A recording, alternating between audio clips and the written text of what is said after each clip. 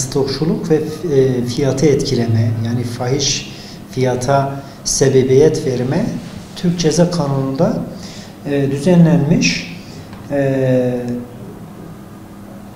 Türk Ceza Kanunu'nun 9. bölümünde ekonomi, sanayi ve ticarete ilişkin suçlar kısmında düzenlenmiş. 237. madde fiyatları etkileme, yani fahiş fiyatlara sebebiyet verme olarak düzenlenmiş.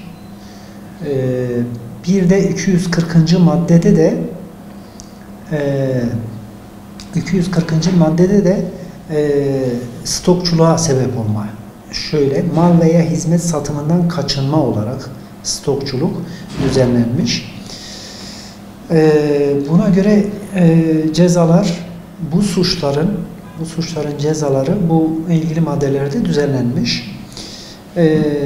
Bunun dışında tabi perakende ticaretinin düzenlenmesiyle ilgili kanun var. Bu kanunda da buna ilişkin para cezaları var. Bu para cezaları tabi daha önce düşük olduğu için son zamanda bu Mart ayında bununla ilgili yasa teklifi meclise sunuldu. Cezaların, yani para cezalarının artırılması konusunda yasa teklifi, yasa değişikliği için teklif sunuldu. Hem doğrusu hem hapis cezalarının artırılması, Türk Ceza Kanunu'ndaki ilgili yasa maddelerindeki hapis cezalarının artırılması için hem de para cezalarının artırılması için yasa teklifleri sunuldu. Stokçuluk bir toplumumuzda veya fiyatları etkilemenin, fahiş fiyata sebebiyet vermenin toplumu ne kadar etkilediğini biz görüyoruz. Hele hele böyle olağanüstü zamanlarda, böyle pandemi döneminde ve savaş, yakın Rusya ve Ukrayna'dan kaynaklanan savaş sebebiyle böyle piyasanın olduğu, spekülasyonlara açık olduğu dönemlerde tabii ki bu çok devletin piyasaya hakim olması lazım. Hem fiyatlara hakim olması lazım. Girdi maliyetlerinden kaynaklanmayan spekülasyona dayalı fiyat artışlarını veya gerçekten mal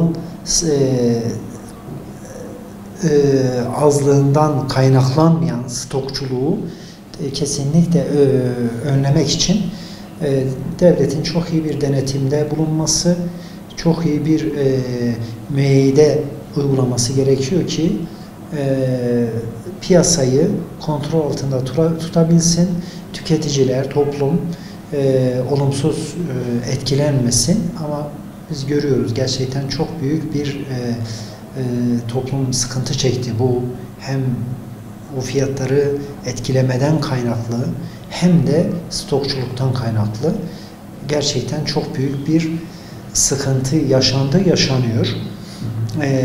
Çok daha pandemiyle beraber çok daha erken bu konuda düzenlemeler yapılması lazımdı. Çok iyi bir denetim mekanizması kurulması lazımdı. Ve yani fiyatlar ve stokta, yani büyük diyelim ki üreticiler, dağıtıcılar ve büyük marketlerin stoklarının şeffaf olarak düzenlenmesi, denetime açık olması, ilgili devlet kurumlarına bildirilmesi konusunda çok daha önceden bir hazırlık yapılması, kanuni düzenleme yapılması ve bunların önlemlerinin alınması gerekiyordu. Medya gerçekten hem fiyat artışları hem stokçuluğun o psikolojinin yayılmasına çok vesile oluyor. O açıdan yani sade işte perakendecilere, üreticilere yüklenmemek lazım. gazeteler, televizyonlar konusunda onlara da bu TCK'daki ilgili hapis cezaları için öngörülen suçlar açısından da takip yapmak lazım. Asıl gerçekten bunlara büyük oranda yine sebebiyet verenler yine medya olabiliyor. Bazıları gerçekten çok fazla bu spekülasyona sebebiyet veriyor. O açıdan yani iyi kötü niyetli ülkemizde yayın yapan, gerçekten bu toplumun iyiliğini, hayrını istemeyen birçok medya kuruluşu var. Bunların da üzerine gitmek lazım. Bunların da yaptıklarının bedelini ödemesi lazım. Biliyorsunuz Rekabet Kurulu var Türkiye'de. Rekabet Kurulu yani tekelleşmenin önlenmesi açısından çok etkin kullanılabilir. Çok caydırıcı müeyyideler uygulayabilir gerçekten bu marketlere. Yani bunların tekelleşmenin önüne geçmek için, tröstün önüne geçmek için piyasayı istedikleri gibi yönlendirme, fiyatları istedikleri gibi, piyasa fiyatlarını, gıda fiyatlarını istedikleri gibi yönlendirme lerini engellemek için bu kurulların gerçekten etkin bir şekilde çalışmaları lazım. Hükümetin tabii bu kurulların etkin çalışmasını sağlaması, bunlara o konuda çalışma alanı ve eleman ve sistem için yardımcı olmaları gerekiyor. Bütün dünyada tabii ki bu tür şeyler var. Yani bu tür zincir marketleri var. Bu şekil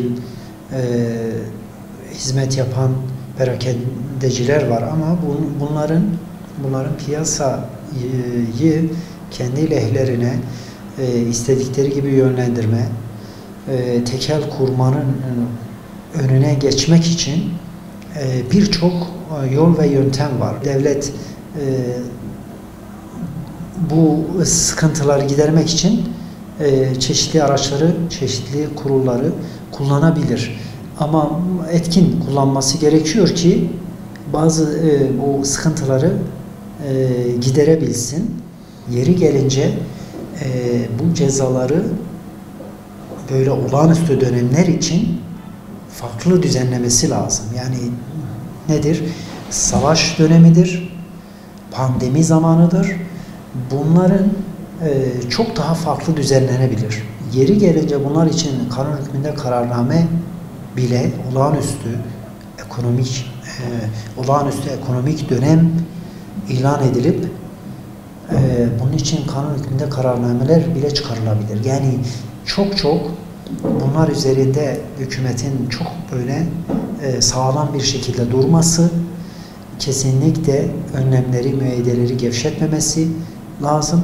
İlgili kurumları, kuruluşları çok iyi yönlendirip